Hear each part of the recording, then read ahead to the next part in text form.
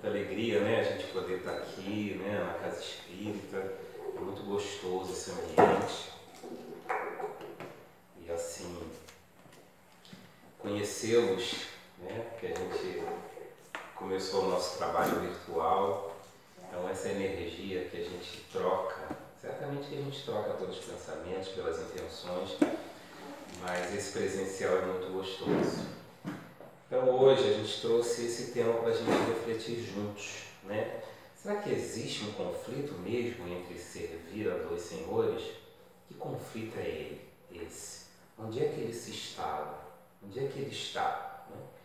E aí então, eu não preparei nenhum PowerPoint, então a gente vai elaborando assim mentalmente, a gente vai construindo, criando telas mentais a respeito das citações de Jesus. E a primeira que eu trouxe está em Lucas, no capítulo 16, que diz o seguinte: ninguém pode servir a dois senhores. Por quê? Ou odiará um e amará o outro, ou se prenderá a um e desprezará o outro. Não podeis servir simultaneamente a Deus e a Mamon. Então, não pode servir a dois senhores. Você vai amar um, odiar o outro, né? Se prender a um e desprezar o outro. Não dá para servir simultaneamente a Deus e a Mamon. Então, nessa citação aqui, Jesus está falando sobre fidelidade. Primeiro ponto. Porque se você escolhe um Senhor para servir, você precisa ser fiel a Ele. A fidelidade é uma virtude, é uma qualidade importantíssima para qualquer empreendimento que a gente vá fazer. Se a gente está na casa espírita, precisamos estar fiel a Jesus e aos espíritos. Se nós estamos num trabalho profissional, a gente precisa estar fiel, ou seja, precisa elaborar dentro de nós uma ligação de confiança, de entrega naquilo que a gente está realizando. A fidelidade, ela não é só conjugal. A fidelidade é com Cristo, a fidelidade com a pátria, a fidelidade com a nossa existência, com a nossa oportunidade da reencarnação. Então ele está falando sobre você escolher a quem você vai ser fiel. Não dá para ser fiel a duas coisas diferentes. Outro ponto. Qual senhor você escolhe está no seu propósito. Se você escolhe um senhor para seguir, você então vai empreender, as suas ações vão ser dirigidas para aquele senhor. Depois a gente vai abrir um pouco mais isso. Então, isso define um pouco o nosso foco de atuação. Né? Se o nosso Senhor é Jesus, a gente vai agir de uma forma. Se o nosso foco é a conquista material, nós vamos agir de outra forma.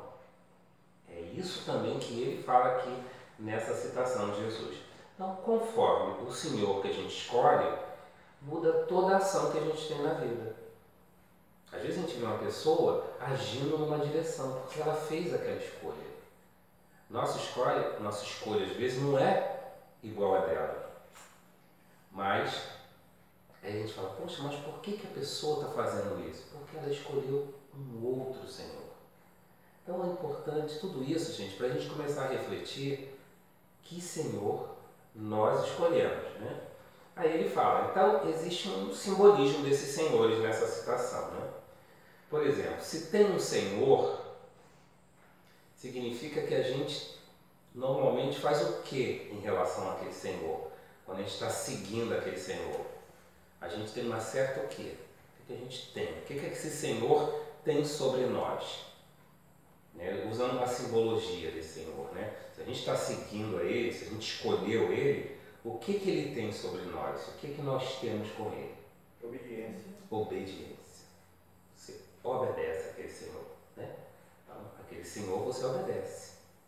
Isso é perfeito, foi na mosca aí, né?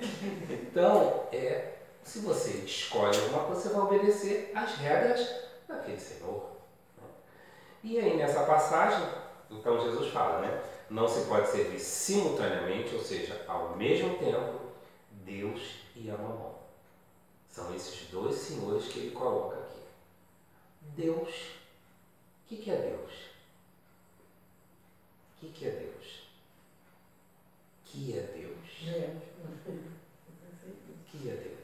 Inteligência suprema. Inteligência suprema, causa primária de todas as coisas, nosso Pai, nossa sustentação, nossa origem, nosso processo de vida e a nossa destinação. Olha só, Deus é passado, presente e futuro ao mesmo tempo.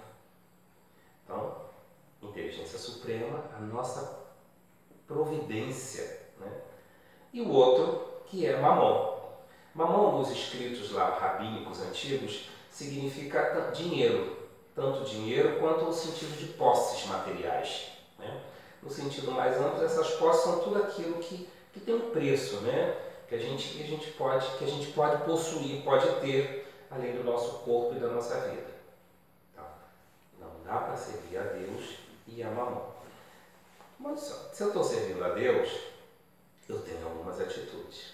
E a Deus, eu estou obedecendo a Deus. Se eu escolho o Mamon, a posse, o dinheiro, eu vou obedecer o que ele me disser. Agora, me diz uma coisa. Se eu dedico às posses, né? Se eu dedico a Mamon, o que Mamon ganha? O que as posses ganham? O que o dinheiro ganha? Poder. Será, por exemplo, eu culto uma casa assim, linda, aí eu construo, boto coisas assim maravilhosas, boto um teto assim fantástico, boto criando. O que aquela casa está ganhando? Nada. Eu junto dinheiro, junto. Opa, vou juntar mais, coisa mais. O que aquele dinheiro está ganhando? Nada. Ué, então peraí. Se eu estou servindo a Mamon, mas Mamon não está ganhando nada, quem é que está ganhando?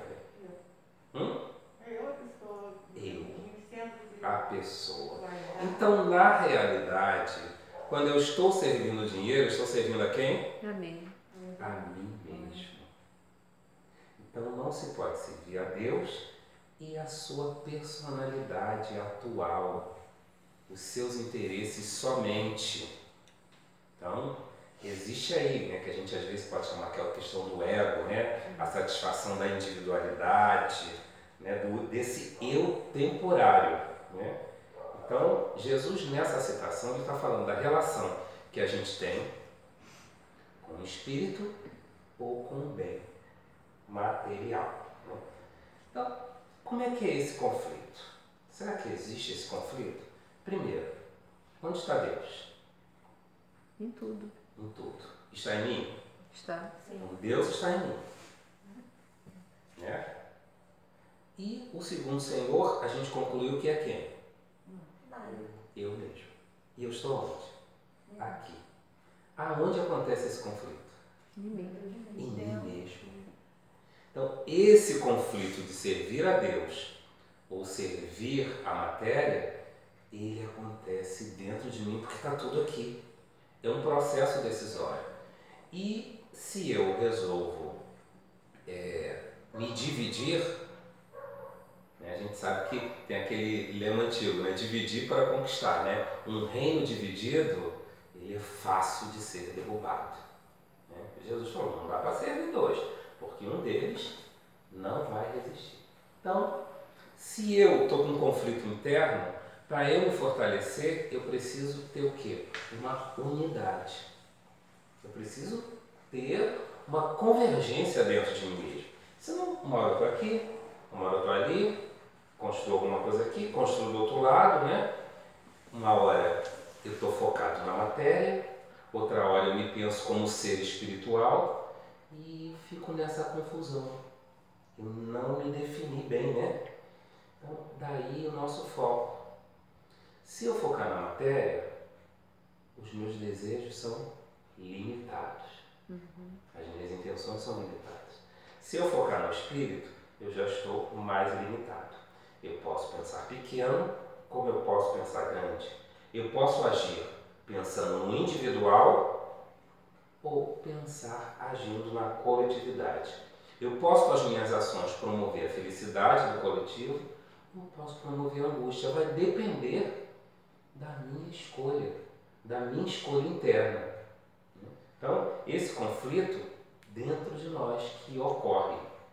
Então é importante a gente perceber isso, porque, bom, tem uma hora que eu estou para um lado, tem uma hora que eu estou para o outro, então eu preciso parar e pensar e ajustar. Depois a gente vai entender melhor essa coisa, o que é esse papel das posses materiais, né? Porque afinal nós somos matéria também, né? Nós temos um corpo, precisamos nos alimentar, precisamos nos proteger, então como é que é isso? E aí então a gente precisa estar numa unidade, e essa unidade é com Jesus. Emmanuel fala ali naquela parte. E aí eu trouxe então uma citação, tudo bem até agora? Então eu trouxe uma citação aqui de Mateus do Mancebo Rico, que certamente vocês já ouviram, e eu vou destacar apenas uma citação de Jesus que a gente vai trabalhar nela, mas eu vou contar a história. Aproximou-se de Jesus um rapaz, né, um mancebo, né, e disse: bom mestre, o que devo fazer para adquirir a vida eterna, ou seja, a felicidade? Que é sempre o objetivo de todos nós, não é verdade? A gente quer ser feliz, né? Então, aí Jesus responde: por que me chama de bom? Bom só Deus é. Olha, aqui já tem um ensinamento. Tudo que a gente faz de bom vem de Deus. Lá acho que nos Mensageiros tem um espírito que fala, né? Tudo que a gente faz de bom, acho que é o Telésforo. Tudo que a gente faz de bom vem de Deus. Tudo que a gente faz de errado é responsabilidade nossa. Deus. Então Jesus já fala aqui: se Jesus não é bom, eu sou quem? Me diga. Né? Jesus diz: por que está me chamando de bom? Bom é Deus. Já está ensinando a gente que tudo o que tem de bom na vida vem de Deus. O que significa isso? Se você faz um trabalho belíssimo por uma coletividade ou alguma coisa, aquilo ali não é para o outro chegar e enaltecer aquela pessoa que fez, mas é para aquela própria pessoa reconhecer que, se não fosse Deus, ela não conseguiria ter realizado, que ela é apenas um instrumento. O que João Batista fala quando Jesus chega? É necessário que eu diminua para que ele cresça. E é isso que a gente precisa observar quando Jesus fala aqui: bom só Deus. Tudo que a gente faz de bom, a gente diminui a nossa personalidade, porque senão a gente está servindo mamon, que também não é só o dinheiro, né? A gente diminui a nossa personalidade para enaltecer o Pai, que é por conta dele, ele que é a fonte de toda a bondade. Aí Jesus responde: se queres entrar na vida, ou seja, ser feliz na vida eterna, guarda os mandamentos. Mas que mandamentos? O rapaz pergunta.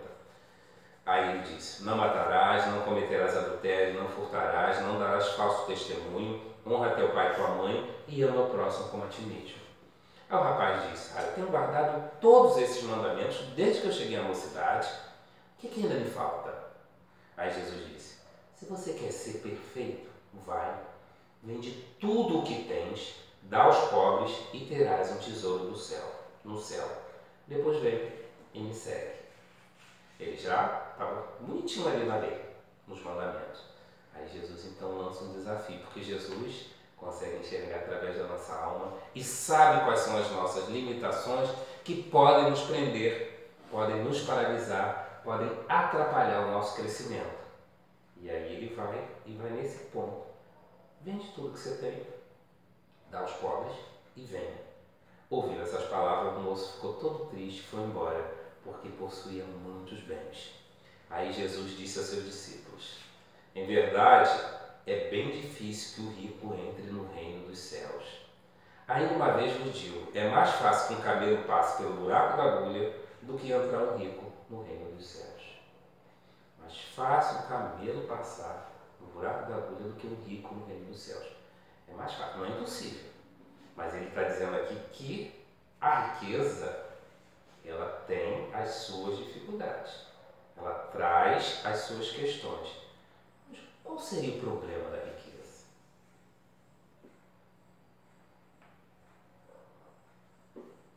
Se Jesus está dizendo aqui, ó, é difícil, hein? O rico entrar no reino dos céus. Qual o problema da riqueza? Vocês têm ideia? Excesso. O excesso? É não usar para o bem. Não usar para o bem. Saber usar, né? Saber usar. O egoísmo. O egoísmo. A Ganância, o egoísmo com relação à riqueza, né? O dinheiro por si só, o excesso de dinheiro, ele é um mal? Não. Não, se ele for bem educado. O emprego que nós damos é que vai determinar, né? Então, é o emprego daquele recurso é que vai avaliar se aquele bem foi bem aplicado ou não. Mas aqui, aí é um ponto que a gente chegou, mas aí Jesus fala, é difícil o rico entrar no reino dos céus. Aí eu fui lá no livro dos Espíritos, na questão 815, que diz o seguinte: qual das duas provas é mais terrível para o homem? A da desgraça ou a da riqueza? O que vocês acham? Qual é a prova mais terrível? É da riqueza. A da riqueza ou da desgraça? Da riqueza. Da riqueza? A gente ser rica, todo mundo quer ser rico. Mas Todo mundo é quer mais os seus fácil, minutinhos de né? fama, todo mundo quer ser influência, todo gente- mundo quer ganhar um dinheiro, todo mundo quer ser milionário. A né? gente acha que é da pobreza, né? Atrás dela vem Mas é da tantas riqueza. intérpretes. É mesmo, né? As facilidades são maiores. Facilidades maiores, O poder. o poder, o que você falou? Que atrás da riqueza vem muitas intempéries. Atrás da riqueza vem as intempéries. Então vamos ver o que os espíritos disseram. Vamos ver se vocês acertaram ou não. São tanto uma quanto a outra. A miséria provoca as queixas contra a providência. A riqueza incita a todos os excessos. Então as duas são difíceis, da miséria e da riqueza. Mas agora vamos uma mais específica da riqueza que tem a ver com o que vocês responderam. Na 816 do Livro dos Espíritos tem a seguinte pergunta: estando o rico sujeito às maiores tentações, também não dispõe, por outro lado, de mais meios de fazer o bem? Sim, né? Sim. Aí qual é a resposta dos espíritos? Mas é justamente o que nem sempre faz. Aqui, ó. Torna-se egoísta, orgulhoso e insaciável. Então, quer dizer, com aquele acúmulo da riqueza, a criatura torna-se egoísta. Vamos ver mais. Com a riqueza, suas necessidades aumentam. Quer sempre mais, né? Quer sempre. E ele nunca julga possuir o bastante para si unicamente. É pouco. E se acontecer alguma coisa? E se eu ficar pobre? Então eu tenho que juntar mais, eu tenho que fazer mais, né? É a ganância. Aí vem a ganância, aí a gente vai se perde, né? A alta posição do homem neste mundo e o ter autoridade sobre os seus semelhantes são provas tão grandes e tão escorregadias como a desgraça, porque quanto mais rico e poderoso ele é, tanto mais obrigações tem que cumprir, e tanto mais abundantes são os meios que dispõe para fazer o bem e o mal. Quanto maior o grau de possibilidade, maior a responsabilidade. E mais distante está, né? Hein? E mais distante está disso, né? Porque ele não enxerga mais. Pois é. O outro. Sim, quando você vai tendo. O mundo trata o dinheiro com uma certa reverência que a pessoa acaba esquecendo. Se afastando. Exato, ela esquece o propósito da riqueza e se afasta, se descola da realidade. Então ela acha que aquele dinheiro ou o poder sobre outras pessoas, como ele fala aqui, é exatamente para a gente poder enaltecer a nossa personalidade. E esquece que é para servir a Deus. Até porque, repetindo, vocês sabem muito bem, nada que tem aqui é nosso. Né? Nada. Esse dinheiro não é nosso. Jesus várias vezes fala, tem uma passagem que ele fala do administrador infiel, dá conta da tua administração. Chegou lá, ele fala que a gente vai pagar até o último centavo. O que fizeste com a fortuna que te foi confiada, com os recursos que te foram confiados, que não são seus, não somos nossos, a gente não tem nada aqui, né? Então, mas ele fala aqui, quanto mais, se a gente está pedindo muito, tudo bem, a gente pode ganhar, mas tem mais responsabilidades aí. Né? Deus experimenta o pobre pela resignação e o rico pelo emprego que dá aos seus bens e ao seu poder. Então, ser rico não é problema nenhum. Não é? Mas Jesus falou, é difícil entrar no reino dos céus. Por quê? Primeiramente, onde está esse reino dos céus? E nós? Em nós. Nossa consciência, na Não, paz de espírito. está em nós. Né? É um estado de espírito, o reino dos céus. Se é difícil dele entrar nesse reino dos céus, provavelmente, uma interpretação que eu faço agora, é porque ele está mais centrado para o lado de fora do que para o lado de dentro. E a riqueza nos distrai. Porque é muito fácil ser distraído pelo dinheiro, pelos recursos, pela posse, pelo poder. Facilidade. Isso não distrai. Às vezes eu vejo pessoas que, alguns amigos falam assim, já tinha uma casa, comprou uma outra casa. Como você comprou essa casa, um apartamento? Não, eu vou ver se eu alugo, se eu faço alguma coisa. Aí começa a se envolver de, agora eu vou reformar a casa, aí eu vou decorar a casa, eu vou comprar as coisas para aquela casa. E aí eu fico observando o tempo e o recurso que a pessoa está gastando para construir aquilo ali, mas não é com o propósito de botar alguém para morar ou para... Não, é simplesmente um capricho. Por quê? Porque o dinheiro permite que você faça isso. Mas será que é para isso, de repente, que é para ter sido feito? O que você fez com o dinheiro que lhe foi confiado? Né? Então, ele fala mais. A riqueza e o poder fazem nascer todas as paixões que nos prendem à matéria e nos afastam da perfeição moral. Que é o que ela falou do descolamento. Gente, como as pessoas que têm poder e sem dinheiro são endeusadas, a gente acha que nós somos deuses, somos especiais, somos diferentes. E aí ficamos orgulhosos. Aí queremos um tratamento diferente. E não é nada disso, somos todos iguais, né? Aí, por isso que no final da 816, os Espíritos falam, foi por isso que Jesus disse, em verdade vos digo que é mais fácil passar um camelo pelo fundo da agulha do que entrar um rico no reino dos céus. Ou seja, as nossas imperfeições, elas são destacadas quando a gente tem a posse de algumas coisas. A gente precisa observar isso. Eu estava conversando com uma pessoa que eu atendo e aí ela ia acender a questão de um carro na empresa, né? Então eu falei para ela, quando a gente ascende a uma posição dentro da empresa superior, coisas que a gente nem sabia que a gente tinha afloram. Então observa se você não vai virar uma pessoa autoritária, se não vai ser uma pessoa centralizadora, se não vai tratar o outro como uma pessoa inferior, porque agora você está numa posição superior. Essas coisas elas acontecem para a gente avaliar como é que a gente age naquela posição, uma oportunidade. Então se observa, porque nessa hora as coisas começam a aflorar, as imperfeições, que ele fala que é a prova da riqueza, a prova do poder. A gente tem que saber lidar com isso, administrar isso.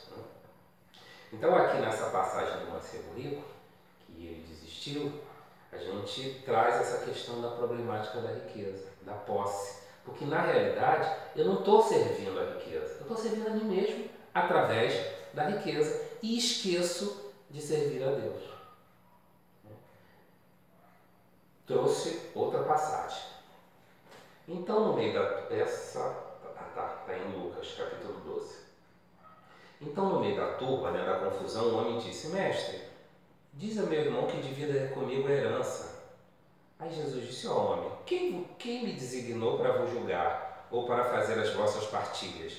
E acrescentou, tende cuidado de preservar-vos de toda a avareza, seja qual for aí a citação que eu gravei, seja qual for a abundância em que o homem se encontre, sua vida não depende dos bens que ele possua. Gente, isso é ótimo. Você pode estar riquíssimo de bens, de tudo, mas a nossa vida não depende disso. Não é verdade? A gente se acha que pode, não, qualquer coisa, eu vou fazer um tratamento nos Estados Unidos, eu vou fazer aquilo, eu vou fazer aquilo outro. Não depende. Não depende. Só depende de quem? De Deus. A pandemia mostrou isso. A pandemia mostrou muito isso, né? A nossa fragilidade. Não importa o que você tenha de recursos. O essencial a gente não tinha, que era o quê? Ar. Consegue respirar, desencarna. É simples assim. Você pode ter o dinheiro que você quiser. Pode comprar um aparelho, pode fazer o que quiser Para ter recurso pode ser um plano de saúde nota 10. Mas isso não garante que você vai viver bem. Ter dinheiro não garante que você vai ser feliz. Não é garantia. E não garante que você vai viver eternamente. Né? Ele fala aqui, ó, seja qual for a abundância em que o homem se encontre, sua vida não depende dos bens que ele possui. Sua vida significa o seguinte: eu posso não ter muitos recursos, mas nem por causa disso eu vou ser infeliz. Porque se eu pautar a minha felicidade nos bens materiais, eu tenho problema. Tenho problema. Porque isso é um pensamento finito. Eu vou ficar lutando, buscando a felicidade em algo que vai me trazer prazer. Prazer dura quanto tempo? Pouco. Pouquíssimo. Talvez. Pouquíssimo, né? É muito rápido. Aí acabou, o que a gente quer? Mas, De novo, né? De novo. E aí? Vicia. Vicia. Né? Ou dá aquela... A pessoa fica com enfado, entediada porque ela não consegue aquilo que ela queria. Porque ela está alimentando o corpo. O prazer alimenta o corpo. E quando a gente alimenta o espírito, aí é diferente. Aí é outra história. Aí muda tudo. Né? E em seguir, Jesus propôs então a parábola. Havia um rico homem cujas terras tinham produzido extraordinariamente. Ele tinha as terras lá, as plantações, produziu, e ele estava pensando com ele mesmo assim: nossa, o que eu vou fazer agora? Já não tem um lugar para guardar tudo que foi produzido, né? E o que eu vou colher? O que eu faço?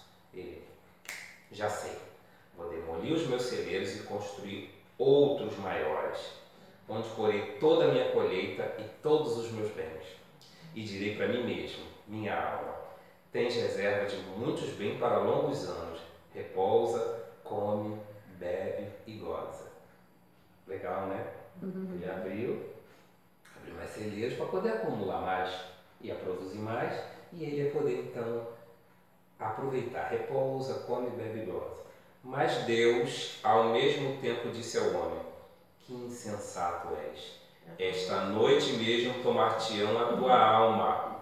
Para que servirá o que acumulaste? Olha, isso aqui é de uma sabedoria. Jesus, um trechinho pequenininho, ele dá o recado: você acumulou tanto, tá bom. Para quê? Porque você está voltando agora. Você vai sair desse corpo. De que adianta isso que você acumulou? E aí, eu gosto sempre de... é o que acontece com aqueles que acumulam tesouros para si próprio e que não é rico diante de Deus. Então existe a riqueza diante dos homens e existe a riqueza diante de Deus. Você pode ser rico diante dos homens e ser rico diante de Deus. Você pode só ser rico diante dos homens e pobre diante de Deus. Você ser pobre aqui, né, diante dos homens, mas ser rico diante de Deus. Lógico, como é que é isso? Lembra do álbum da viúva? É essa. Ela deu um pouquinho. Ela era pobre, mas ela era rica diante de Deus, né? Então fala, insensato. A pessoa não tem um senso moral. Essa noite tomar-te uma salão. Que servirá aquilo que você acumulou? Aí eu amplio isso. O que é que a gente está acumulando e que não tem utilidade? Porque vocês devem estar falando: estou tranquilo aqui, porque eu não sou rico, o Jorge está falando essa palestra aí para aqueles que têm dinheiro, que são milionários, né, que são abonados. Eu não, minha filha, aqui é o luto. Mas só que todos nós recebemos uma cota de alguma coisa sobre a nossa responsabilidade para a gente viver. O que será? Será que a gente está acumulando coisas desnecessárias? Eu sempre falo assim: se eu desencarnar amanhã, tudo que tem em casa, nada vai para o lixo. Porque tudo que tinha que ser dado, o que não tem utilidade, eu já descartei. Então, quando eu desencarnar, pode ir lá em casa e vai ter utilidade para todo mundo. Porque eu, na minha família, já tive algumas desencarnações, e aí eu ia lá para ajudar. Falei: meu Deus, fulano guardou isso, que não serve, coisa quebrada, coisa disso, coisa duplicada, coisa não sei o quê. Você vê pra que fica aquilo dentro do armário? A energia não pode ficar parada não, tá, meus amigos? Energia, olha lá o átomo, pergunta se ele está parado. Não, nós somos feitos de átomo. Nosso corpo, quando vocês estão sentadinhos aí, o corpo está, ó, está trabalhando. Está tudo trabalhando. Essa parede está trabalhando, as plantas estão trabalhando, o ar está trabalhando, o mar está trabalhando, está tudo trabalhando. Está tudo em movimento. Aí a gente pega aquele monte de coisa e vai socando dentro dos armários. E eu não quero nem olhar esse armário, está cheio de coisa, vai sair coisa daí. Está parado, né? Aqui a gente vai prestar conta daquilo ali também. Né? Porque de repente tem gente que está precisando de um prato daquele ali, uma panela, um pano de prato, né? Aí temos uma coleção de 50 panos de prato. Para quê? Para que isso? Os potes, né? os potes plásticos. Potes, né? E assim a gente precisa observar essas coisinhas. Por que que a gente só acumula? Estou dando um exemplo assim, bem, pano de prato, os potes, por quê? Porque a gente não é rico. Que se fosse um rico, estaríamos colecionando carros, colecionando joias, relógios, né? Colecionando relógios, olha que delícia, óculos, né? Íamos estar colecionando tudo isso. Mas a gente não tem condições, então a gente coleciona aquelas coisinhas pequenininhas, né? Coleciona papelaria. Então a gente precisa observar assim, que serve aquilo que nós estamos acumulando, que a gente não se desfaz de forma nenhuma e que certamente, se aquilo existe e não está sendo, eu não tenho uso, alguém está precisando daquilo, porque nada existe nesse mundo que seja inútil, tá? Tudo tem uma utilidade, tudo tem uma utilidade. Se Deus permitiu que fosse produzida uma folha de papel, é porque esse papel tem utilidade para alguma coisa. Deus não faz nada, não permite nada que seja inútil. Até a criatura que vem desorganizar a vida da gente, ela tem utilidade. Deus aproveita aquela desorganização dela para a gente se corrigir e se melhorar. Então tudo tem um propósito. Uma cadeira tem um propósito. Tudo tem um propósito na nossa vida. Então, aquilo não está seguindo o propósito dele porque eu não permiti, porque eu quero acumular. Então eu abri esse parênteses aqui da acumulação, porque isso é muito na nossa realidade. É que a gente precisa, o que não está sendo utilizado, precisa entrar em movimento. A energia de movimento, aquela pessoa que vai receber aquilo, ela vai dizer assim, não me importa de onde isso veio, mas está sendo útil para mim. Que bom. Naquela mesma hora, aquela vibração vai chegar aonde tem que chegar. Não importa que eu não saiba, né, quem fez. É igual a comida. Quando a gente vai sentar em frente a um prato de comida para comer, o ideal é que a gente olhe para aquela comida, primeiramente a gente energize positivamente a ela e agradeça a todas as pessoas que conseguiram, que participaram para que aquele prato chegasse na minha frente e eu comesse e pudesse manter um dia feliz. Né? Vamos agradecer quantas pessoas se mobilizaram, que plantou, que transportou, que pegou a semente, que tratou da terra, que vendeu, que cozinhou, que colheu. Quanta gente. Que eu dependo de tanta gente para poder ter um prato de comida na minha frente. É muita gente. Aí eu agradeço e elas recebem. Diz, poxa, que comida boa, muito obrigado. Pronto, eu já enviei uma onda para todos aqueles que trabalharam. Então, as coisas funcionam assim. Nos mínimos detalhes, tudo se comunica. Quando a gente paralisa a ligação, aquilo ali fica paralisado. Então, o que vai servir aquilo que a gente acumulou, né? Tem gente que ainda fala, não, olha só, quando eu morrer, isso aqui vai para fulano, isso aqui vai para ciclano, isso aqui vai para ciclano. Ok, mas depois que eu morrer eu vou usar. Qual o mérito que eu tenho de deixar depois que eu morrer? Qual o mérito? Eu não vou usar mesmo. Quer dizer, temos espíritos que são tão terrenos que ficam lá presos, né? Mas assim, então, observa se pode fazer a energia circular melhor, né? Porque isso é a avareza. Agora, a avareza, né? O título é Preservar-se da Avareza. A avareza, ela tem um ponto seguinte. A pessoa que é avara no dinheiro, não é só no dinheiro. Ele é avaro também na afetividade. Ela tem dificuldade de compartilhar, de dar. É assim. A dificuldade de fazer com que aquilo, compartilhar com o outro alguma coisa, não só o dinheiro, às vezes uma palavra amiga, às vezes um tempo para poder dispensar para um outro. Então a gente precisa observar isso, que a gente pensa que é só questão financeira, mas é mais amplo do que isso. A gente não sabe a hora que a gente vai desencarnar. Que bom, né? Que bom que a gente não sabe. Por quê? Porque a gente precisa, então, equilibrar a nossa vida. Claro, não posso dar tudo, não posso ser um pródigo, né? Um perdulário. Eu preciso pensar na minha previdência, mas eu também preciso pensar na previdência do outro. E que se o outro está precisando, se eu der um pouquinho do meu, como a viúva deu, não tem problema, porque Deus vai me prover, que Deus é bom. Deus não vai permitir que eu, que alimentei um outro estômago, morra de fome. Agora, se eu tiver que morrer, é porque eu estou espiando alguma coisa e ótimo. É melhor morrer dando minha comida para o outro do que roubar a comida do outro e o outro morrer insaciado. É assim que funciona a lei. A gente tem aquilo que a gente dá. Aquilo que a gente retém, a gente não tem. Então, essa coisa de servir aos senhores, para que a gente elege esses senhores? Para que a gente elege servir a Deus? Para ser feliz. Para que a gente elege, de repente, servir as posses materiais? Porque a gente acha que aquilo ali vai trazer a felicidade para nós. E aí eu trouxe aqui nesse livro Estudos Espíritas, que é psicografado por Divaldo Pereira Franco e ditado pelo espírito Joana de Ângelo, tem um capítulo aqui que é Felicidade e Jesus.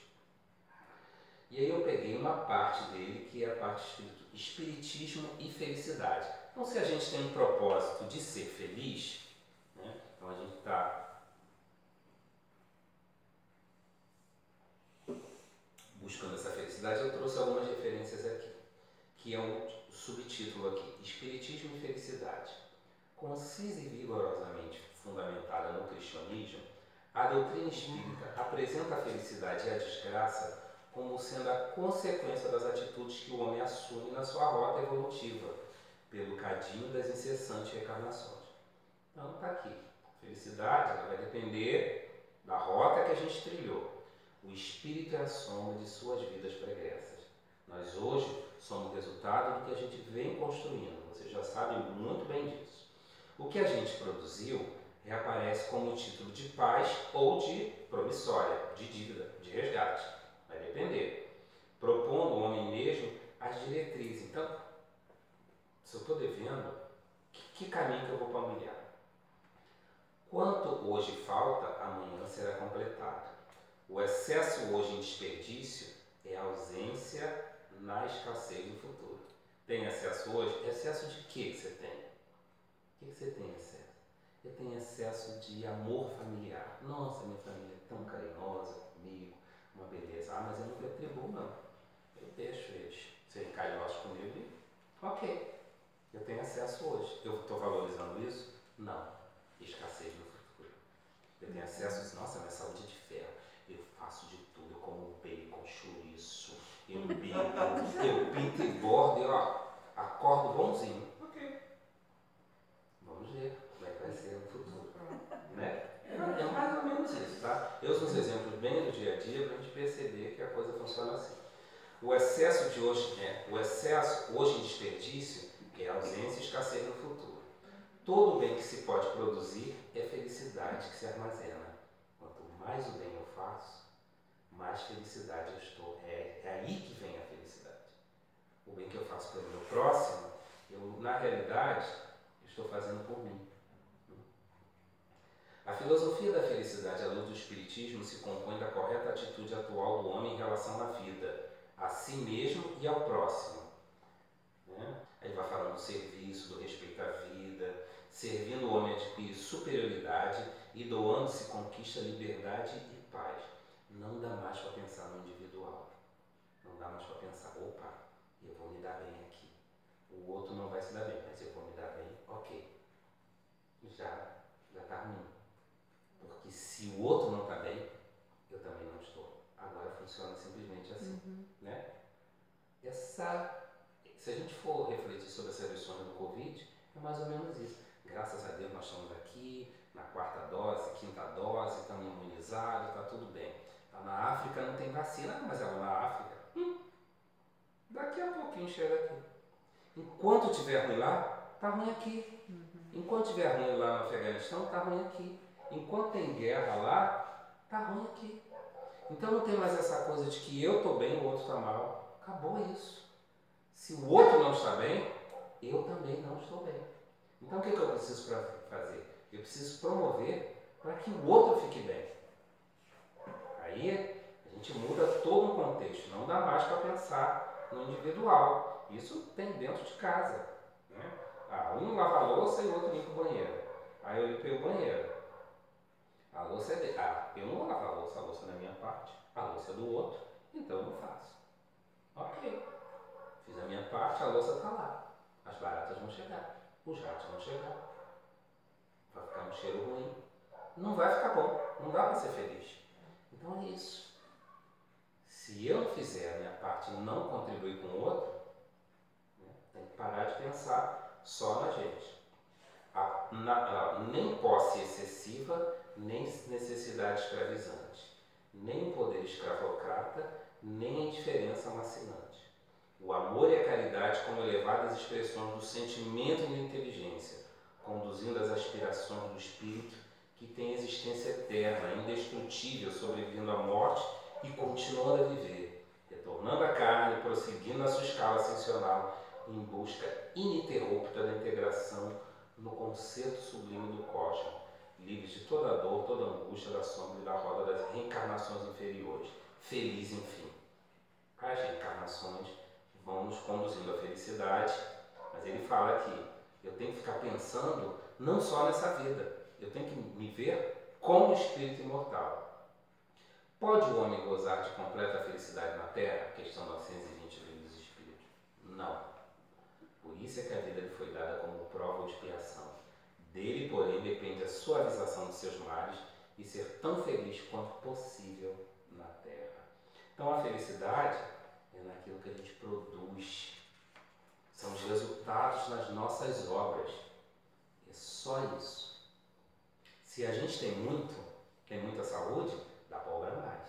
Se a gente tem muita inteligência, dá para servir mais. Se a gente tem recursos financeiros, dá para servir mais. O que a gente tem é para promover a nossa felicidade. Não é para usufruir pensando apenas nessa vida. Parece simples isso, essa lógica, mas de vez em quando a gente escorrega. Né? Para finalizar, eu trouxe aqui Mateus 16, 24 a 26, que Jesus disse aos seus discípulos: se alguém quiser vir após mim, renuncie-se a si mesmo, tome sua cruz e siga-me.